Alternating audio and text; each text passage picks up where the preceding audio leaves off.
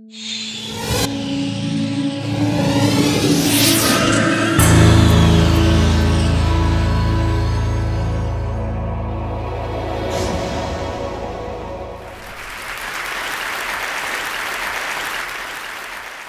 may have heard about the Koran's idea of paradise being 72 virgins, and I promise I will come back to those virgins.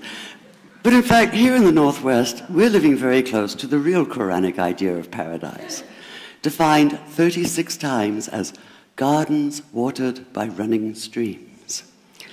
Since I live in a houseboat on the running stream of Lake Union, this makes perfect sense to me. But the thing is, how come it's news to most people? I know many well-intentioned non-Muslims who've begun reading the Quran but given up, disconcerted by its otherness. The historian Thomas Carlyle considered Muhammad one of the world's greatest heroes, yet even he called the Quran as toilsome reading as I ever undertook, a wearisome, confused jumble.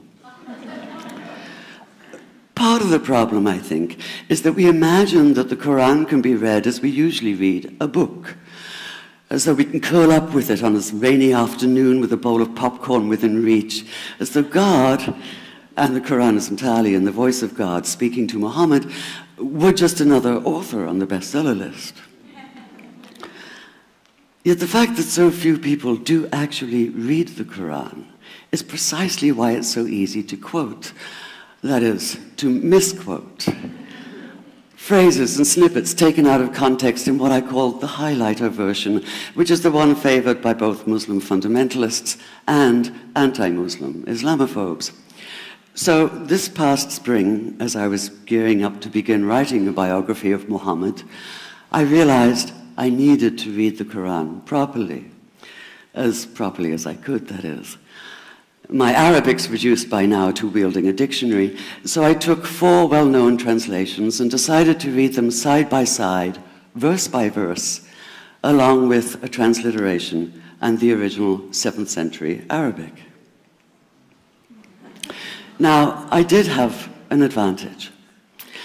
My last book was about the story behind the Shia-Sunni split, and for that I'd worked closely with the earliest Islamic histories, so I knew the events to which the Quran constantly refers, its frame of reference. I knew enough, that is, to know that I'd be a tourist in the Quran, an informed one, an experienced one even, but still an outsider, an agnostic Jew reading someone else's holy book. So I read slowly.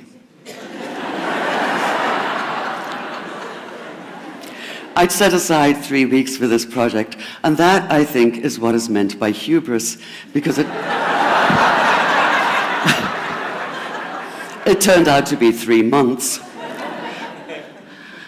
I did resist the temptation to skip to the back where the shorter and more clearly mystical chapters are, but every time I thought I was beginning to get a handle on the Quran, that feeling of, I get it now, it'd slip away overnight, and I'd come back in the morning wondering if I wasn't lost in a strange land.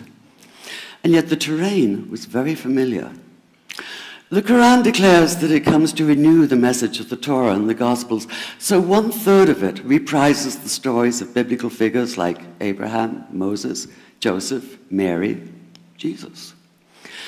God himself was utterly familiar from his earlier manifestation as Yahweh, jealously insisting on no other gods.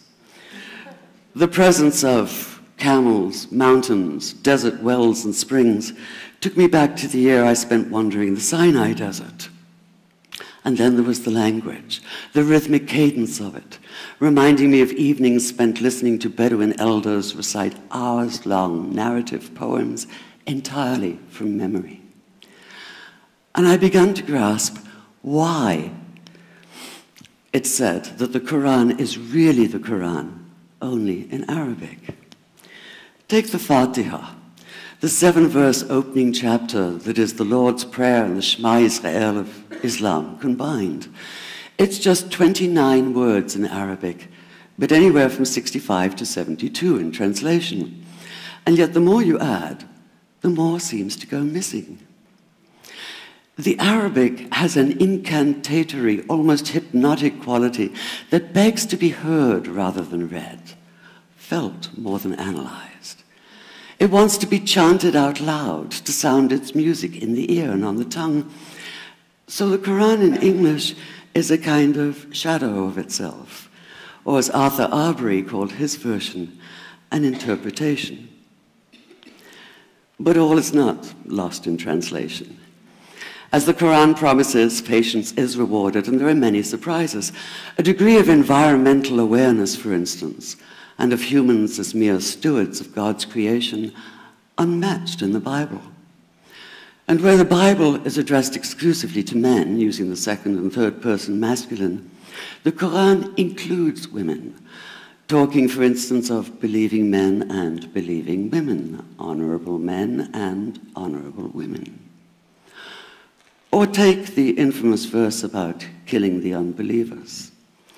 Yes, it does say that, but in a very specific context.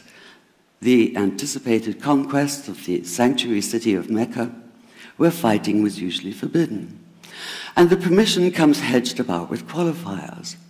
Not you must kill unbelievers in Mecca, but you are allowed to, but only after a grace period is over. And only if there's no other pact in place. And only if they try to stop you getting to the Kaaba.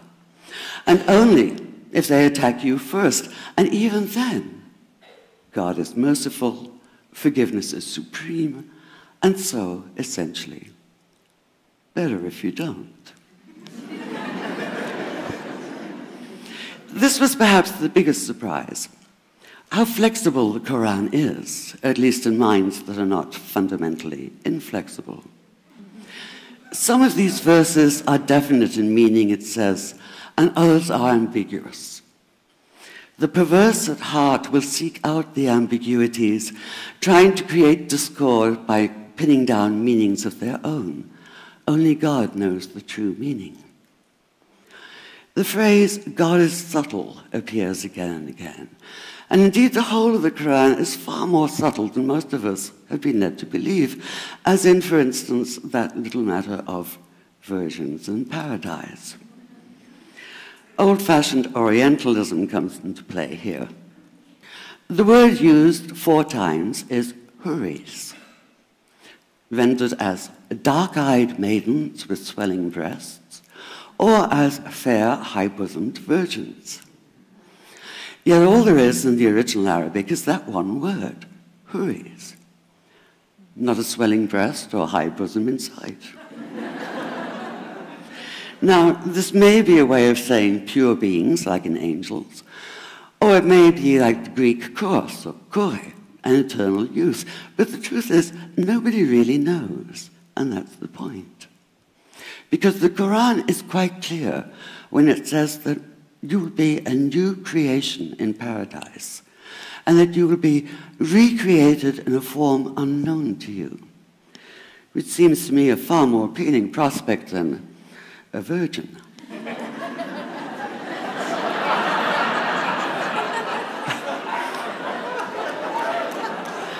And that number 72 never appears. There are no 72 virgins in the Quran. That idea only came into being 300 years later, and most Islamic scholars see it as the equivalent of people with wings sitting on clouds and strumming harps. Paradise is quite the opposite. It's not virginity, it's fecundity, it's plenty, it's gardens watered by running streams. Thank you.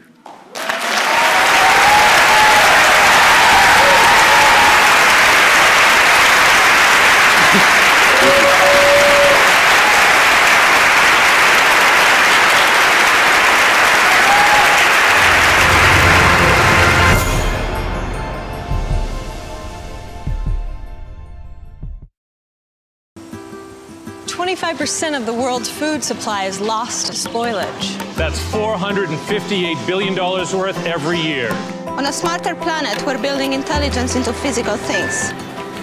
So we can know how far our foods travel.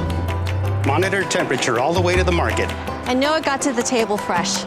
It's already happening in places like Canada, Norway, and Vietnam. When we make food smarter, we make it safer. That's what I'm working on. I'm an IBMer. Let's build a smarter planet.